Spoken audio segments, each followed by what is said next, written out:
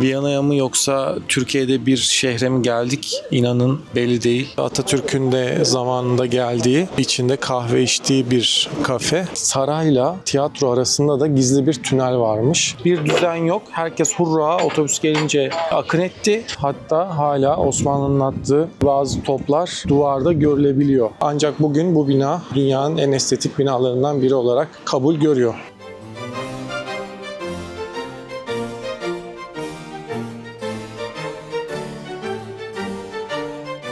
Budapeşte gezimiz sona erdi. Budapeşte'yi geride bıraktık. Viyana'ya doğru trenle seyahat halindeyiz. Biz ÖBB firmasının Eurocity EC 140 kodlu trenine bilet aldık. Sabah 8.30 treni. Yaklaşık 11.50'de Viyana'da oluyor. Ben bileti omio.com'dan aldım. Firmanın kendi sitesine ulaşılamıyordu. Sürekli teknik arıza veriyordu. Oradan almak çok konforlu. Belki daha ucuza alabileceğiniz, hani 3-5 euro daha ucuz alabileceğiniz başka siteler de var ama Omio gayet pratik bir site. Ben hep yurt dışı böyle trendir, gemidir yolculuklarında orayı kullanıyorum. Şimdi bir güzel yanı da şu. Normalde hani ben koltuk seçmedim, kompartman seçmedim. Sadece bilet alırken aile ve işte çocukluğu gibi bir seçenek vardı. Onu seçtim. Bizi direkt bu kompartmanlı odaların olduğu vagona vermişler. Diğer vagonlarda insanlar sıkış tepiş böyle bayağı inen binen bir curcuna hali var. Ama biz burada sessiz sakin odanın içinde, özellikle bizim odaya da başkası da düşmedi Allah'tan, konforlu bir şekilde seyahat ediyoruz. Siz de Omio'dan bilet alırken bu seçeneği seçerseniz büyük ihtimal sizi de bu vagona atayacaktır. Ben bileti kişi başı 50 euroya aldım. Bir sonraki saatler daha uygun fiyatlı olabiliyor. Çünkü herkes sabah 8.30'da kalkıp gitmek istediği için bu saat yoğun bir saat. Fiyatlar uçak biletleri gibi oynayabiliyor. Duruma göre artık siz değerlendirirsiniz.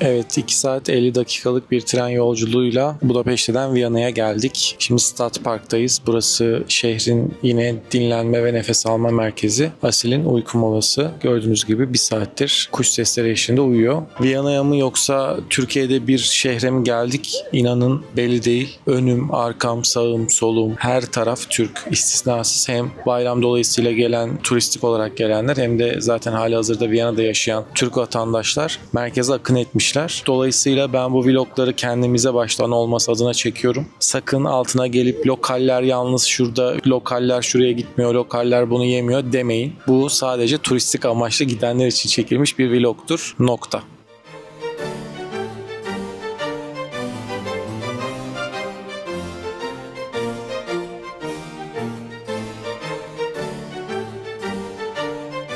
Evet, Güney Kulesi 67 metre yüksekliğinde ve 343 basamakla çıkılıyor. 9 ile 19 saatler arasında açık. Kuzey Kulesi ise asansörle çıkılıyor. Nispeten daha küçük yüksekliğe sahip. İkisinin de ayrı ayrı giriş ücretleri var. Bir kule yapılırken daha zenginlermiş. Diğer kule yapılırken biraz daha maddi güçleri olmadığı için kule küçük kalmış. Böyle de zıtlıkları barındırıyor Aziz Stefan Katedrali.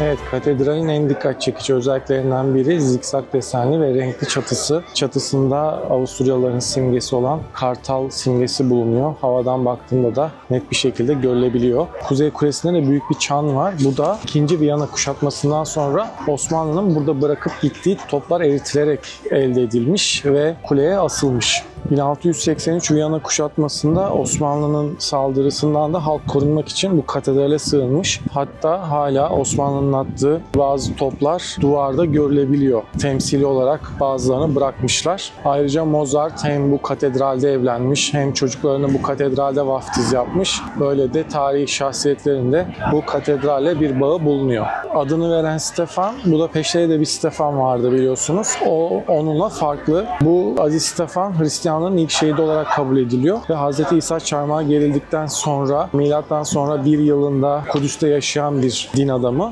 Katedralin temelleri 1137 yılında atıldığında Viyana'nın bağlı olduğu piskoposluğun baş azizi Stefan olduğu için bu katedralde Stefan'ın adı verilmiş.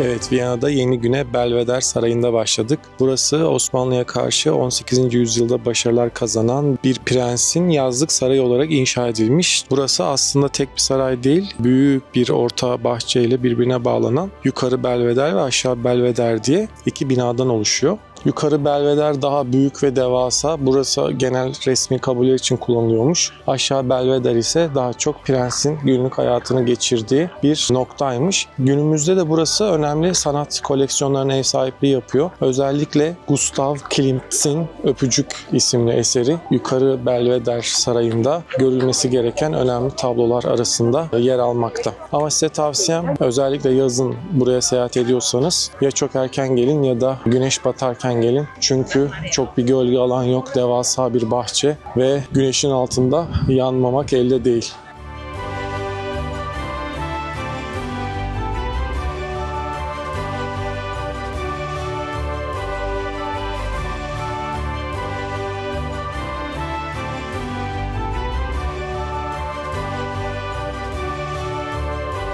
Evet, Karlsplatz meydanında Karl Kilisesi'nin önündeyiz. Bu kilise dışarıdan bir cami gibi kubbeye sahip olsa da veba salgınını bitiren Aziz'e ithafen Kral 6. Karl'ın yaptığı bir kilise. Beyaz Roma sütunlarını andıran tasarımıyla Karlsplatz meydanında bulunuyor. Bu meydanda yine her meydanda olduğu gibi Viyana Parklar şehri güzel bir parkta bulunuyor. Aynı zamanda bu meydanda farklı binalar da var. Bunlardan bir tanesi Viyana Filarmoni Orkestrası'nın her yıl klasikleşen yılbaşı konserini gerçekleştirdiği Musik Verein ismindeki Altın Salon bu meydanda. Yine ünlü ressam Gustav Klimt'in arkadaşlarıyla birlikte kurduğu Ayrılıkçılar Cephesi'nin Suggestion binası gibi farklı yapılar da bu meydanda bulunuyor.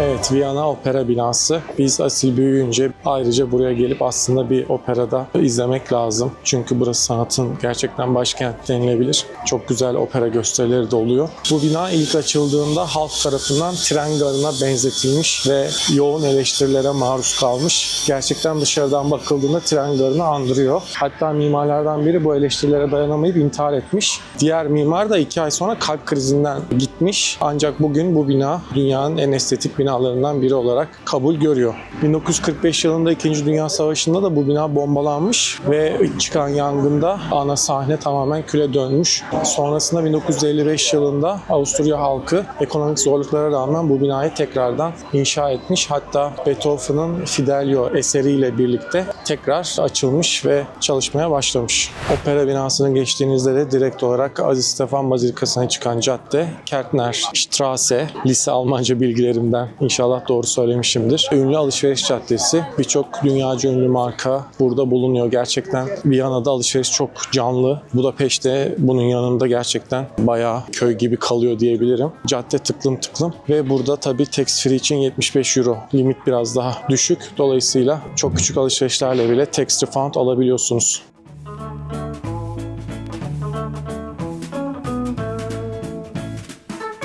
Tabii bu günümüzdeki canlı alışveriş hayatı 1679'lu yıllarda da aynı Viyana öyle ticaretin başkenti. İnsanların tıkış tıkış olduğu bu cadde ancak maalesef hijyen koşulları yerlerde sürünen işte çöplerin ortalıklarda olduğu bir ortammış. Tabii fareler ve kemirgenler için yani vebayı yayan hayvanlar için de bulunmaz bir ortam. Hatta o zaman tabii bu virüslerden haberdar olunmadığı için bu hastalığın kokuyla birlikte yayıldığı falan düşünülmüş. görülmüş o dönemde. Hastalık o kadar ilerlemiş ki insanlar sabah sağlam uyanıyor, akşama vücudunda veba yaraları ortaya çıkıyormuş. Hatta dönemin hükümdarı Leopold hemen yönetim ekibini falan da alıp şehri terk etmiş o dönemde. İşte kaçarken de şöyle bir söz veriyor. Eğer bir gün bu veba salgını biterse görkemli bir anıtı şehrin göbeğine dikeceğim diye de bir ahd ediyor. Bu salgında şehrin neredeyse 3'ü yok olmuş. Orada hatta bir Augustin diye bir adam var. Her gece meyhanelerde eğlenen, sabaha kadar şarkı söyleyen, içen bir adam. Hatta gecenin ilerleyen saatlerinde görevliler bu cesetleri toplarken o da bir yerde sızmış. Onu da öldü diye alıp cesetlerin içine atmışlar ve adam sabaha kadar cesetlerin içinde uyumasına rağmen sabah uyanıyor, bir bakıyor cesetlerin içinde. Sonra bağırarak şarkı çalmaya ve söylemeye başlıyor. Sonrasında da işte bu da bir efsane olarak görüyorsunuz, alkol ve neşeli olmak işte vebaya iyi geliyor. Adam cesetlerin içinde yatmasına rağmen vebaya yakalanmadı diye de bir efsane olarak ortaya çıkmış. Hatta bununla ilgili bir şarkı bile yapılmış. İşte neşe ve alkol vebayı yener diye böyle bir söz haline gelmiş. Sonrasında da 1693 yılında işte veba salgını yenildikten sonra bu anıt bu cadde üzerine yapılmış. Bu anıtta işte yaşlı, çirkin, cadı bir kadın figürü veba olarak tasvir edilmiş ve bir melek tarafından aşağıya uçuruma itilirken görüyorsunuz.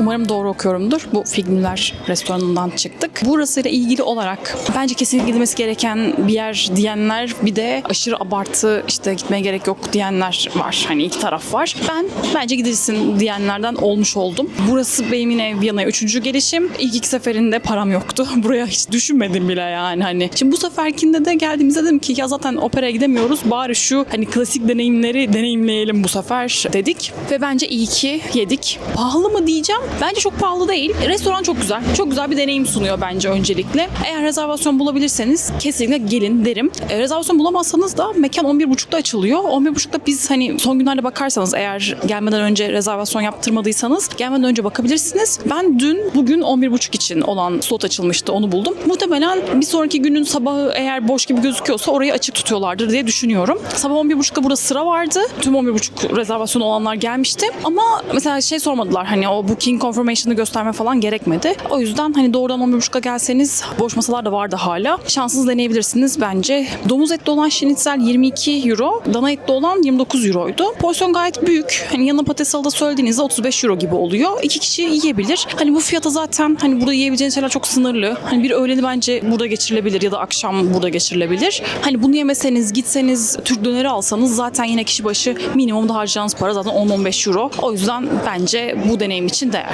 Evet, bu insanlar nereye bakıyor? Bu insanlar bu iki binanın arasındaki büyük saate bakıyorlar. Özellikle tam öğlen 12'de bütün tarihi şahsiyetlerin geçtiği bir daha uzun saatin gösterisi oluyor. Öğlen 12'de burası çok daha kalabalık ama her saatte de bir karakter böyle yavaş yavaş geçiyor. Mesela şu an saat 12.40. Adam işte ortayı biraz aşmış durumda. Arkada ve önde de diğer karakterleri görüyorsunuz. Onlar da işte her saat oradan sırayla geçiyorlar. 12'de hepsi birden geçiyor.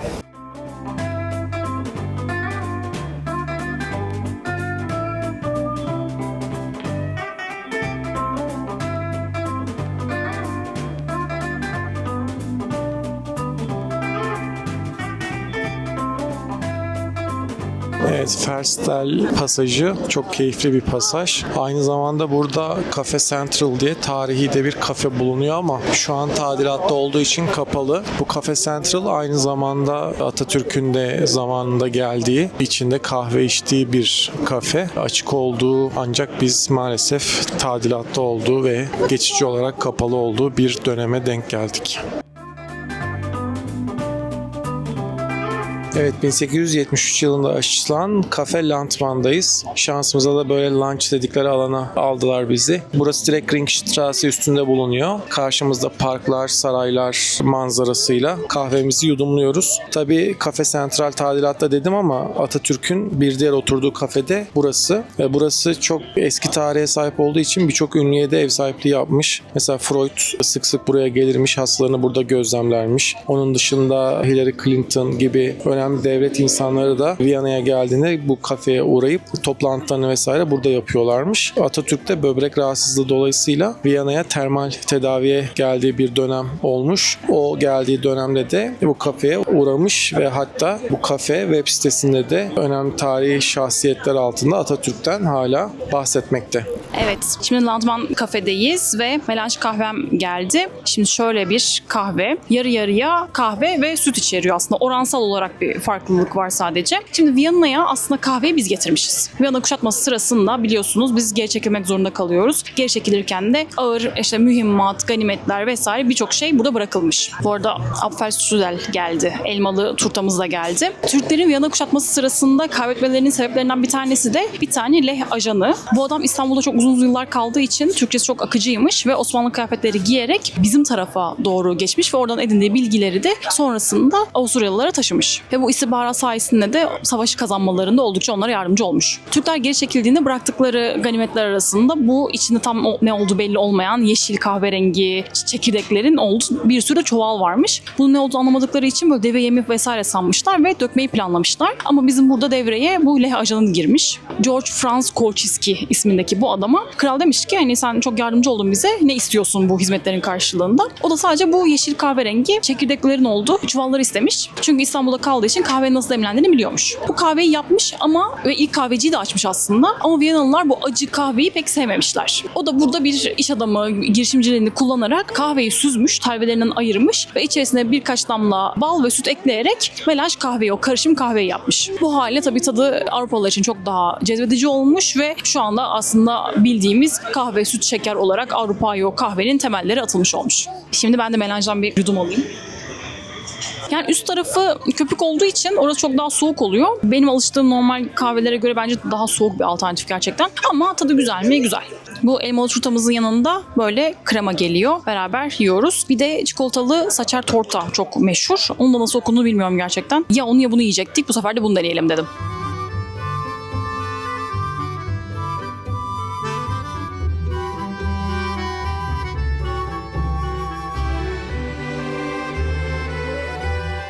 Evet, bu Ringstraße bölgesi Cafe Landmann'dan çıktığınızda gerçekten bir açık hava müzesi gibi hem parklarıyla hem de tarihi binalarıyla çok keyifli bir alan. Burada Rathaus, arkada gördüğünüz şato gibi olan belediye binası ve onun önündeki park, onun yanındaki Volksgarten, işte halk bahçesi, yani bizim millet bahçelerinden özenmişler herhalde. Sonrasında parlamento binasıyla, kraliyet sarayıyla, burada gördüğünüz Hofburg Theater binasıyla ve Doğa Tarihi Müzesi ve Sanat Tarihi Müzesi ile tamamen bir keyifli gezi rotası.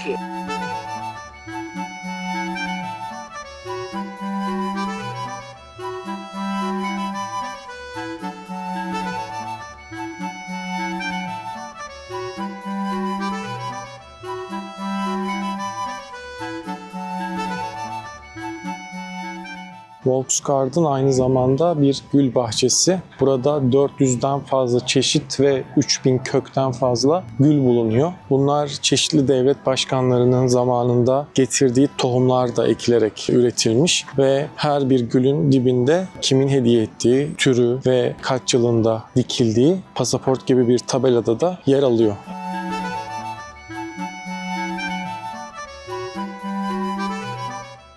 Bu arkamda gördüğünüz Burg Theater, bu arkamda gördüğünüzde Hofburg Sarayı, ortada da Volksgarten var, güllerle dolu. Bu sarayla tiyatro arasında da gizli bir tünel varmış. Zamanında İmparator Franz Joseph bu tiyatronun baş aktrislerinden bir tanesine aşıkmış ve direkt tünelden tiyatroya geçebildiği, imparatorun locasına çıkabildiği de bir tünel yaptırmış kendisine. Şimdi bu Hofburg Sarayı da Habsburg Hanedanlığı'nın merkezi. Yüzyıllar boyunca boyunca birçok ülkeyi yöneten, birçok milleti yöneten bir hanedanlık. Habsburg hanedanlığı güçlü bir hanedanlık. Bu saray da kışlık saray olarak kullanılmış ama günümüzde artık bir aslında saraylar topluluğu. Bizim Topkapı Sarayı gibi sürekli genişletmelerle, eklemelerle birlikte büyüdükçe büyümüş. Günümüzde özellikle İmparatoriçe Sisi'nin eşyaları, onu biliyorsunuz pilates ve böyle jimnastiğe meraklı bir imparatoriçe. Onun eşyaları, spor aletleri, saray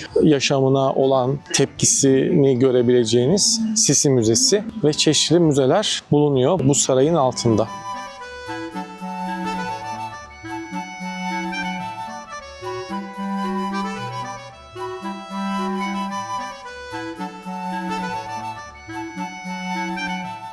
Şimdi sarayın bahçesinde 2 tane büyük heykel var. Bunlar birbirine bakıyor. Bu haklardan bir tanesinde Prens Ögen bulunuyor. Ögen kim? Osmanlı tarihiyle de ilişkili. Osmanlı ordusunu Zente Savaşı'na yenerek Belgrad'ı alan ve Karlofça Anlaşması'na biraz hızlandıran komutan. Diğeri de Arşidük Karl. Bunların özelliği atın kuyruğuna ekstra ağırlık bindirerek sadece at 2 ayağı üzerinde buluyor. Yani herhangi bir ek ağırlık merkezi yapmadan, bir kaide yapmadan 2 ayağın üstünde duruyor. Bunu da atın kuyruğuna ekstra ağırlık koyarak sağlamışlar. Ağırlık merkezinin tam ayaklara denk gelmesi.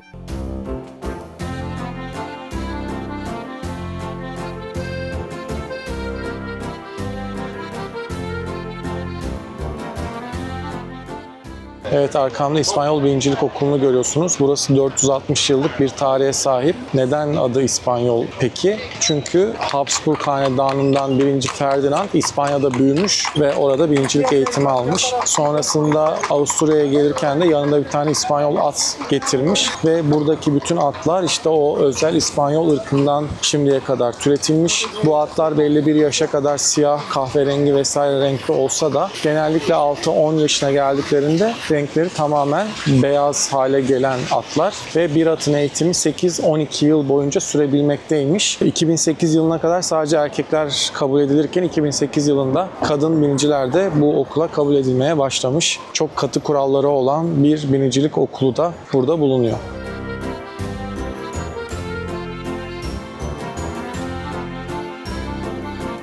Evet, biz konaklama olarak tren garının yanındaki Novotel'i tercih ettik. 2 tane Novotel var. Bu Holbahnhof mu öyle bir şey. Tren garının ismi. Bu fiyat olarak biraz daha makul diğer merkezdeki otellere göre. Ancak bu otelin güzelliği şu. Tabii hemen yanında Ibis de var. Her yerde Ibis ile Novotel yan yana oluyor biliyorsunuz. Ibis daha dar ve küçük odalar. Biraz daha geniş oda ve bir üst segment istiyorsanız Novotel'i tercih edebilirsiniz. Güzelliği şu. Hem terminalin yanında eğer trenle başka bir Avrupa şehrinden geliyorsanız direkt 1 dakika yürüme mesafesiyle otele girebilirsiniz. Ayrıca Viyana merkeze de ister tren garından metroyla, ister hemen yine dibindeki tramvayla 10-15 dakikalık mesafelerle ulaşabilirsiniz. Veya merkezde 2 katı otel fiyatı vermektense 10-15 dakikalık bir tren veya tramvay yolculuğuyla gidip gelmek daha mantıklı olabilir. Bakın şu hemen arkam tren garı girişi. Hemen burası da Novotel girişi. Hemen şu ilerideki ışıklardan da tramvay geçiyor. Yani 1-2 dakikalık yürüme mesafesiyle toplu taşımaya ulaşabiliyorsunuz.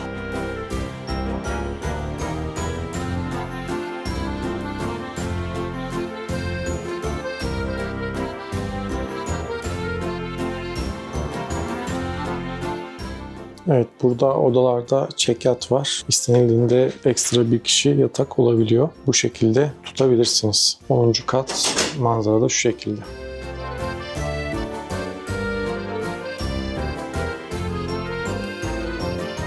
Evet, Viyana'da son kahvaltımız. Yarın sabah havaalanına geçmiş olacağız. Viyana'da merkezde özellikle o Zombir bölgesinde böyle yumurtalı, güzel, bizim alışık olduğumuz kahvaltı türü çok yok. Veya işte ekmek üstü avokado, yumurta falan çok bulunmuyor. Küçük küçük kafeler sadece kruvasan, kahve şeklinde kahvaltıyı geçiştiriyorlar. Biz biraz şehrin dışında, periferde bir yere geldik. Buranın adı Strøk Feierabend. Bu Feierabend iş sonu demek. Gün sonunda hani işten çıkınca oturup yemek yemek yiyebileceğin, muhabbet edebileceğin yer anlamına geliyormuş. Bu Strök'ün başka küçük küçük pastane gibi, sadece fırın gibi yerleri de var. Ama biz tramvaya atladık ve buraya kadar geldik. Gerçekten güzel, geniş bir alan. Uzun uzun kahvaltı yapabileceğiniz, yumurta çeşitlerinin bol olduğu, menüsünün kaliteli olduğu bir mekan tavsiye ederiz. Bu Strök'ün yine adında bu geçen, Feyerabend geçen bir şubesi daha var. Biz Landstraße şubesine geldik. Diğer şube size daha yakınsa orayı da tercih edebilirsiniz.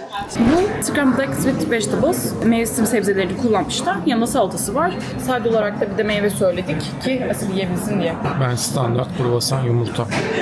Evet, Viyana'daki son günümüzü Pandorf Outlet'e ayırdık. Opera binasının önünden shuttle'lar kalkıyor. Direkt kendi sitesinden Pandorf Outlet Shuttle Ticket yazarsanız zaten kendi sitesine yönlendiriyor. Orada bilet al butonuna tıkladığınızda hem giderken hem dönüş saatlerine göre biletinizi ayarlayabilirsiniz. Buraya gelip ayakta kalma derdi olmadan işte 8.30, 9.30, 10.30 gidiş saatleri, 14.30, 16, 17, 18, 20'ye kadar da dönüş saatleri var. Bilet 13 euro. Kişi başı gidiş dönüş 26 euroya denk geliyor. Aslında bir de terminalden bir trenle AVM'ye yakın bir noktaya kadar gidip oradan da bir shuttle varmış. O alternatifi de isterseniz araştırabilirsiniz. Ancak aktarmayla indi bindiyle uğraşmayayım diyorsanız en güzel yöntem opera binasının önünden direkt olarak binmek.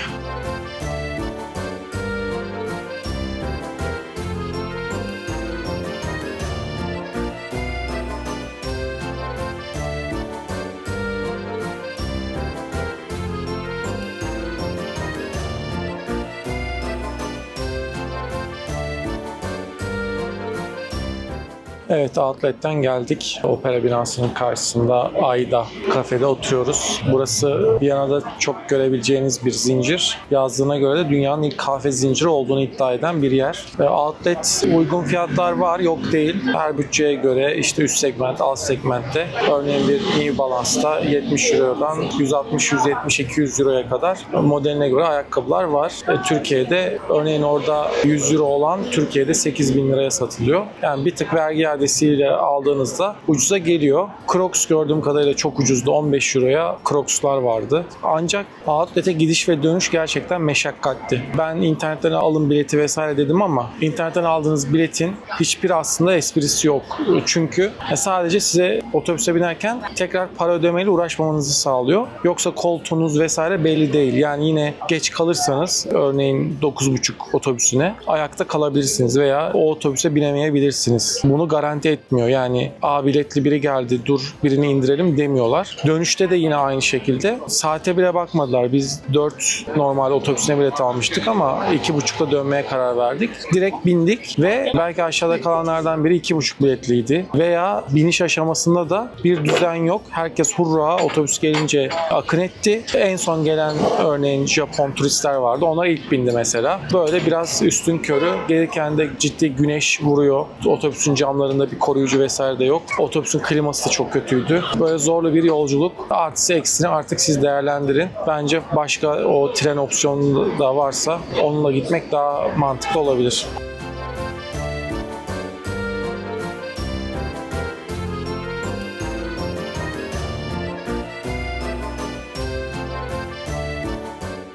Şimdi Viyana Havaalanı'ndayım. Size bir güncelleme vereyim. Budapeşte'den aldığım ürünlerin vergi adresi Viyana Havaalanı'nda gümrüğe onaylattım. Herhangi bir sıkıntı yok. Yani Avrupa Birliği'nde nereden çıkarsanız çıkın Avrupa Birliği'nde aldığınız bir şeyi onaylatabiliyorsunuz. Burada Terminal 1'de Burger King'in karşısında gümrük ofisi var. Orada da dijital kiosklar var. O kioska zaten pasaportunuzu okuttuğunuzda Planet veya Global Blue'dan üzerinize pasaportunuza işlenen bütün vergi iade listesi çıkıyor. Ama orada eksik çıkabilir. Mesela benim 7 vergi iadem vardı. Orada 5 tanesi çıktı. Sonrasında memura gittim. İkisinin çıkmadığını söyledim. O tekrar o ikisini işledi. Gittim tekrar kiosktan o ikisini taradım ve işlem tamamlandı. Zaten Global Blue kullanıyorsanız bir kere üye olduğunuzda otomatik olarak sizin cep uygulamanıza düşüyor şeyler. Ve gümrük stamp vurduğunda zaten otomatik olarak ödemeniz geliyor. Ama Planet'te böyle bir dijital sistem yok maalesef. Planet'le çalışan mağazalardan alışveriş yaptıysanız o Planet formlarını da doldurup kredi kartı numaranızı yazıp adınızı soyadınızı yazıp o gümrük bölgesinde Planet'in kutusu var. Onun içine atmanız gerekiyor ki sonrasında iadenizi alabilirsiniz. Ama Global Blue'da zaten dijital olarak işlenmiş olduğu için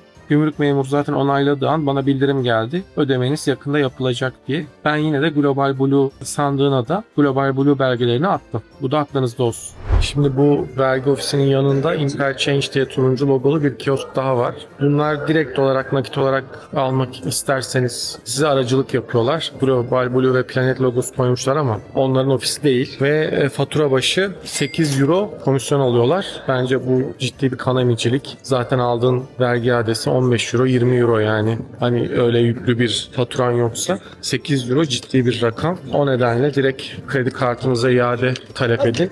Global Blue ve Planet bile ciddi zaten kesinti yapıyor yani. Verginin tamamını alamıyorsun. Aslında kendin direkt vergi iadesi almanın yöntemleri de var ama o YouTube'da bunu anlatanlar var. Biraz çetrefilli ve zahmetli bir konu olduğu için Global Blue ve Planet bu işin tekeli olmuşlar maalesef.